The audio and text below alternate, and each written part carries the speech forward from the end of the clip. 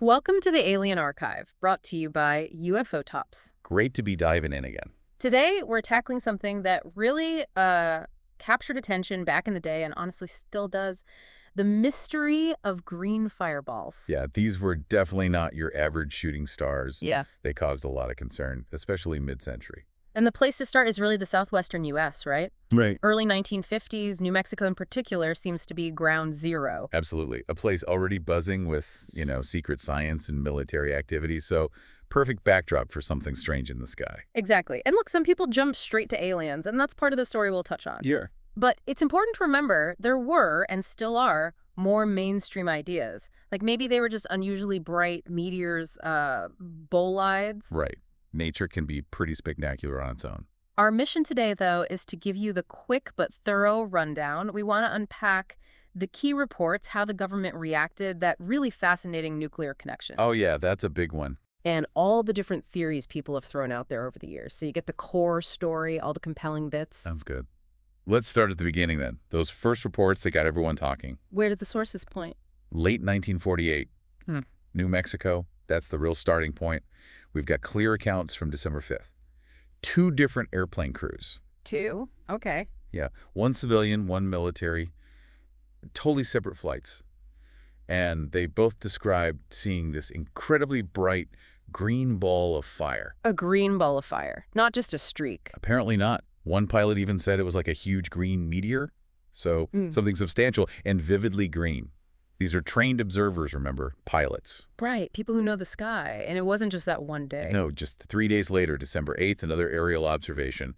2 more pilots. So it wasn't a one-off. Something was happening up there. Okay, so multiple sightings by pilots. That must have raised some eyebrows. Did scientists get involved early on? We did. Enter Lincoln LaPaz. He was an astronomer at the University of New Mexico.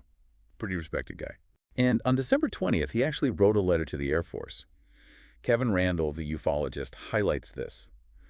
LaPaz basically said, look, based on the reports, these things aren't behaving like normal meteors. Wow, okay. So an astronomer saying, hold on, this doesn't fit the usual pattern. Exactly.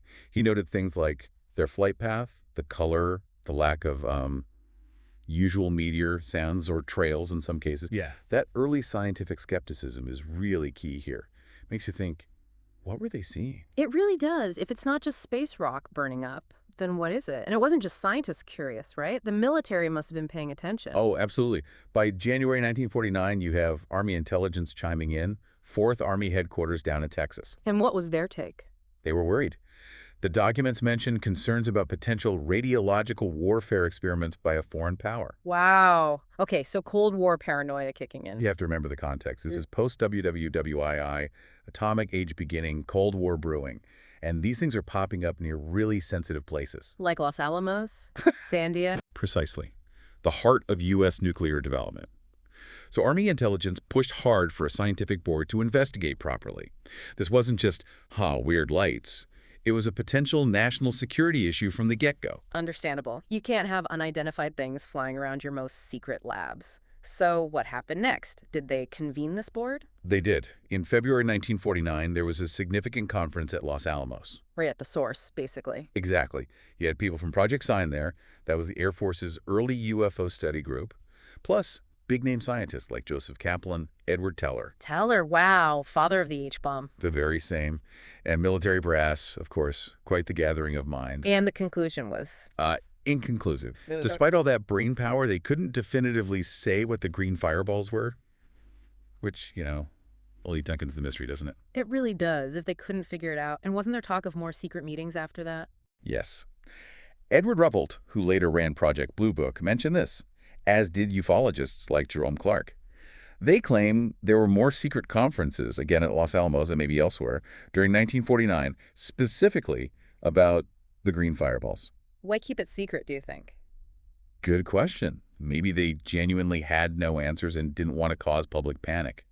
Or maybe they suspected something sensitive, whether foreign or something else entirely, and wanted to keep it under wraps. Hard to say. It definitely adds a layer of intrigue. Okay, so meetings, secret discussions. Did they try anything more practical, like trying to actually observe or photograph these things systematically? They did. That led to Project Twinkle. Sounds a bit whimsical, doesn't it? A little, yeah. Oh, It was set up in December 1949. The idea was to create a network of observation posts specifically equipped with cameras to try and capture these green fireballs on film, get some hard data. makes sense. Did it work? Well, it only lasted about 2 years. They shut it down. Yes, if they were still happening. The official reason given was that the phenomena were likely natural in origin. Mm-hmm. Basically, they concluded they were probably just meteors after all. That feels a bit sudden, doesn't it? After all the initial high-level concern and secret meetings. It does seem a bit contradictory, yeah. Like maybe they just wanted the problem to go away, officially speaking, but the questions didn't really stop. And then there's the Donald Menzel story. He was a known UFO skeptic, wasn't he? Very much so. An astrophysicist, actually. He saw one himself near Alamogordo, New Mexico in May 1949. A skeptic saw one. What did he make of it? Well, this is interesting. Initially, in his private communications with the Air Force, he apparently expressed some doubt about it just being a meteor. He noted how localized the sighting seemed to be around Alamogordo. But later, publicly, especially in his book, The UFO Enigma, he firmly stated it was just an ordinary meteor. So a change of tune. It seems that way. Yeah. It kind of highlights how interpretations could shift, maybe due to wanting a conventional answer, or maybe just further reflection. But the discrepancy is noted by researchers. Interesting. So even the skeptics weren't always immediately certain. But these sightings weren't just a 1940s, 50s thing, right? Have they continued? They have, yeah. Maybe not with the same intensity or focus as that initial New Mexico flap, but reports haven't stopped entirely. Sources mention sightings in places like Japan, Australia, even closer to home, like West Virginia, Tennessee, in more recent years. So whatever it is, it hasn't completely gone away. Seems not, which keeps the debate alive, obviously. Okay, let's pivot to something you mentioned earlier, that connection to nuclear sites. That seems to come up again and again in the sources. It's unavoidable, really, especially with those early sightings clustered around Los Alamos and Sandia.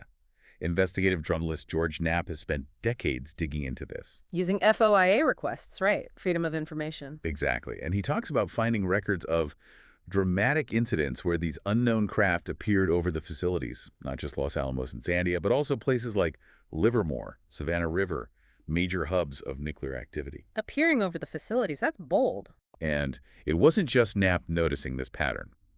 Lou Elizondo, the guy from ATIP, the Pentagon's recent UFO program, Yeah, I know the name. he's publicly said there's a lot of correlation there. Coming from someone with his background, that carries weight. It suggests it's not just coincidence. So, official types acknowledging the pattern. And there were reports of these things being tracked, performing maneuvers that, well, that shouldn't be possible. Right. Robert Hastings is another researcher who focused heavily on this.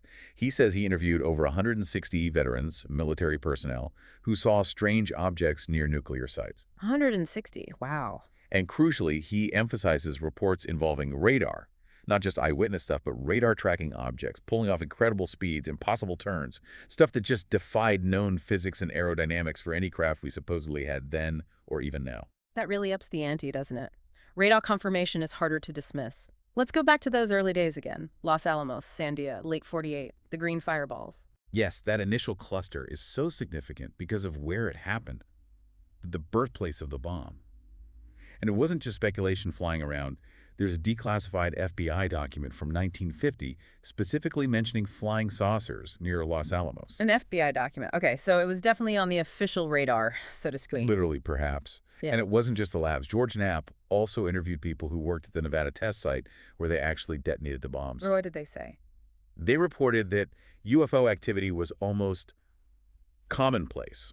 So much so that apparently some personnel were even assigned just to monitor these strange aerial events, almost routine weirdness. Routine weirdness around nuclear test sites? That's Yeah. unsettling. Does this pattern continue later on? It seems to. Fast forward to the 60s and 70s, Yeah. Malmstrom Air Force Base in Montana, big ICBM base, nuclear missiles. Okay, very strategic. And you have these really dramatic accounts, particularly from Robert Salas, who was an Air Force captain stationed there. What does Salas report? He described an incident where multiple nuclear missiles, ICBMs, suddenly became inoperative, just went offline, couldn't be launched. Simultaneously. Yeah.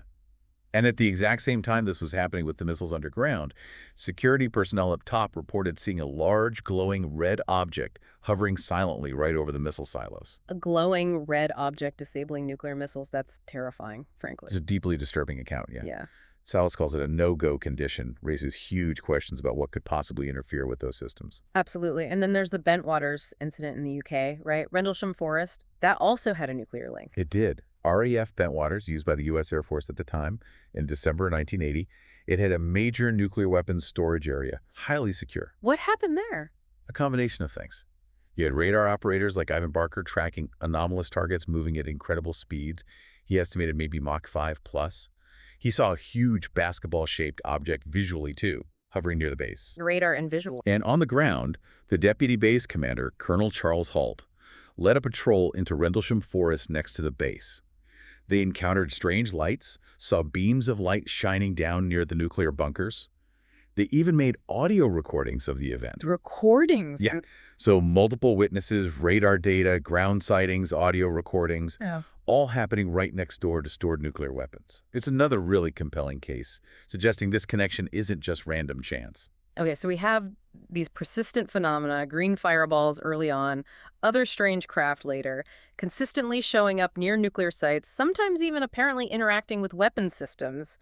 What are the big theories trying to explain all this? Well, you've got the ufological viewpoint, which often interprets these as, intelligently controlled craft, extraterrestrial maybe, showing a clear interest in our most powerful and dangerous technology. The ET hypothesis. Right. But then you have other explanations. Some scientists moved beyond just meteors and looked at rarer natural phenomena, like maybe unusual electrical effects in the atmosphere. Like ball lightning, I think I saw that mentioned. Exactly. Dr. Stephen Hughes, a physicist, proposed that.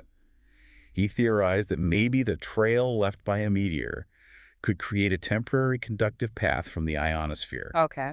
allowing a discharge of energy that manifests as something like ball lightning. And he suggested the green color could come from ionized oxygen, like you see in the northern lights, the aurora.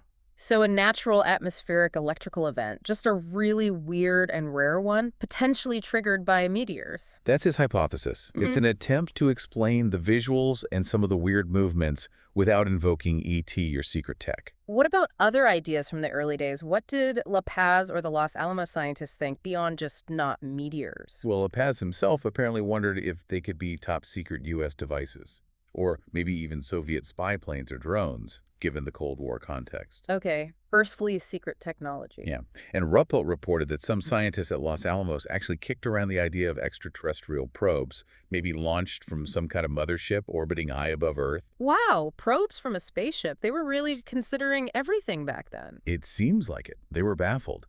And you also had Robert Hastings later suggesting a different angle. What was his idea? He looked at declassified documents and suggested some fireball trajectories might actually line up with predicted fallout patterns from secret, possibly unacknowledged atmospheric nuclear tests. So radioactive debris causing the glow. Fallout debris, another nuclear connection, but a different kind. Interesting. Yeah, another terrestrial, if somewhat controversial theory, trying to tie it back to human activity. And Dr. Hughes, the ball lightning guy, he also pointed to the reported movements, right? The erratic behavior. He did. He argued that the way these things were often described, sudden stops, sharp turns, rapid acceleration, fits better with something electrical or plasma-based, like lightning, which can dart around instantly, rather than a solid object needing propulsion. Right, inertia doesn't seem to apply in the same way to a ball of plasma. Exactly. So he saw the reported kinematics as further evidence for his electrical hypothesis. Okay, so we've covered a lot. The initial sightings, the official reactions, Project Twinkle, the persistent nuclear link, Malmstrom, Bentwaters, and this whole range of theories, from meteors to ET probes to ball lightning to fallout. If you had to boil it down, what are the absolute key takeaways for someone trying to grasp this green fireball mystery? I think takeaway number one has to be that undeniable clustering of early reports around those critical nuclear sites in New Mexico. That correlation is just too strong to ignore whatever the cause. The location is key. Definitely. Second, the quality of the witnesses. We're often talking about experienced pilots, military personnel, even scientists like Menzel initially, describing something truly anomalous. Yeah. These weren't easily dismissed reports. Credible observers seeing something weird. Got it. Third is that fundamental tension between the explanations. You have the push for natural answers, meteors, atmospheric electricity, versus the more unconventional ideas, secret tech, foreign spycraft, or the extraterrestrial hypothesis. And the fact that none of these explanations has definitively won out, right? Exactly. That's maybe the biggest takeaway. Despite decades, despite investigations like Project Twinkle, despite brilliant minds looking at it, there's still no single answer that satisfies everyone or explains all the reported characteristics. The ambiguity persists. Which leads to that lingering question, why? Uh, Why these places of power, these nuclear sites? If it's natural, why there? If it's something else, why the interest? that's the million-dollar question, isn't it? There's that one description someone used really sticks with you, like having a fluorescent green softball thrown at one's face, just sudden, bright, and totally unexpected. Yeah, that paints a picture. It's funny how it even pops up in pop culture now and then. Didn't the Foo Fighters tweet about one recently? They did, saw one during a concert, I think, and tweeted something like, "The sky is a neighborhood." Yeah. Kind of captures that sense of wonder and maybe slight unease that these things still evoke. It shows the mystery indoors. And maybe there's a bit more willingness now to look into these things officially, with the Navy and Congress talking more openly about UAPs lately. It seems that way. There's certainly less stigma attached to reporting unusual aerial phenomena now, at least in official channels, than there was for many decades. Which is probably a good thing if we ever hope to get real answers. Right. More data, more open discussion. Hopefully.